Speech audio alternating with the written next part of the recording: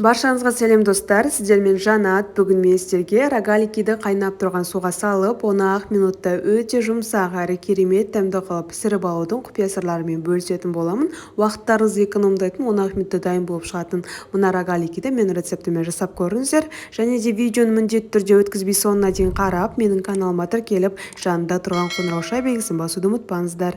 Біздің рогаликилерімізді жасау үшін ең алдымен жылы 1 кружка сүтіміз керек.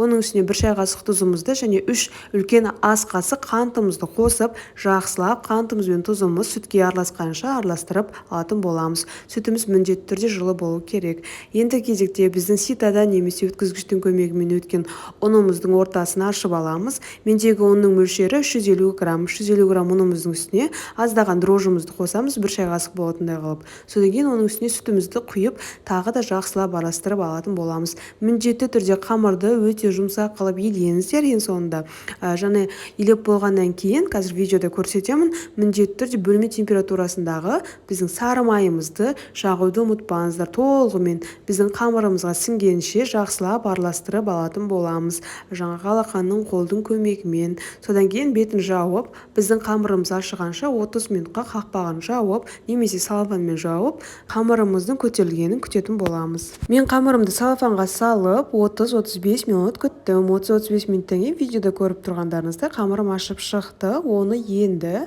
сопақ қылып аламын да 4 бөлікке бөлетін боламын. Пышақтың көмегімен 4 бөлікке бөлгеннен кейін екі алақанның көмегімен оларды жаңа дөңгелететін боламыз. Видеода көріп тұрғандарыңыздай біздің қамырымыздың бетін осылай тегістеп аламыз. Ол міндетті түрде, себебі біздің рогаликімізді орағаннан кейін оның беті тегіс болуы үшін. Жақсылап осылай 4 бөлікке бөліп алғаннан кейін бөлме температурасындағы сары майымызды жағамыз. Сары майымыз шай қасықтың жартысындай қылып, немесе одан да аз да бола береді. Одан кейін саусақтың көмегімен жақсылап дөңгелетіп, жұқартып, илеп алатын боламыз.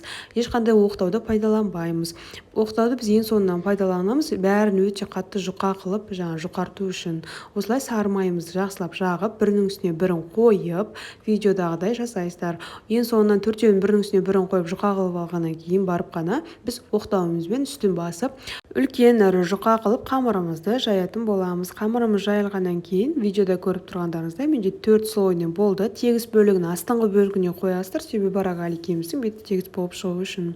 Енді кезекте пышақтың көмегімен жақсылап рогаликіміздің формасын салу үшін 3 бұрышты қылып кесетін боламыз. Мен рогаликилерді видеода көріп тұрғандарыңыз ұзын әрі жаңағы жіңішке қылып кесіп жатырмын. Ол рогаликилердің өте биік болып пісіп шығуы үшін. Және де ішіне начинка қоссаңыздар да болады, қоспасаңыздар да болады. Мен екі түрлі жаңағы начинкамен жасадым. Ол біреусі без жаңағы ештеңке қосылмаған жай құр қамырдан, және де вареный сгущенка қосу арқылы вареный сгущенка қосылған рогалики жасадым. Енді ол өздеріңіздің оларыңызша, егер варенье қоссаңыздар да болады, алманың повидласы да бола береді. Енді өздеріңізге ұнаған начинкаларыңызды ішіне қосып орасаңыздар болады, немесе қант қана қосып та орасаңыздар болады.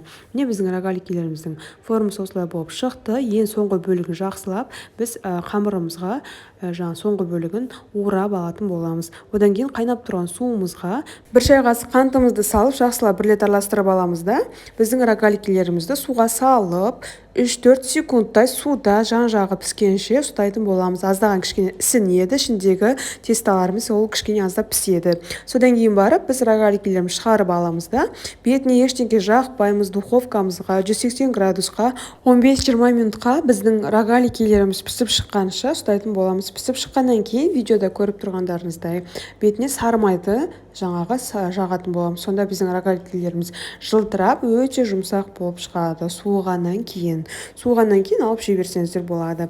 Осы рецептпен жасап көріңіздер. Рогаликиді қайнаған суға салып 10 минутта пісіріп, өте оңай жасалады. Сіздермен бірге болған Жанат. Менің каналыма тіркеліп, жанында тұрған қоңырау белгісін басуды ұмытпаңыздар.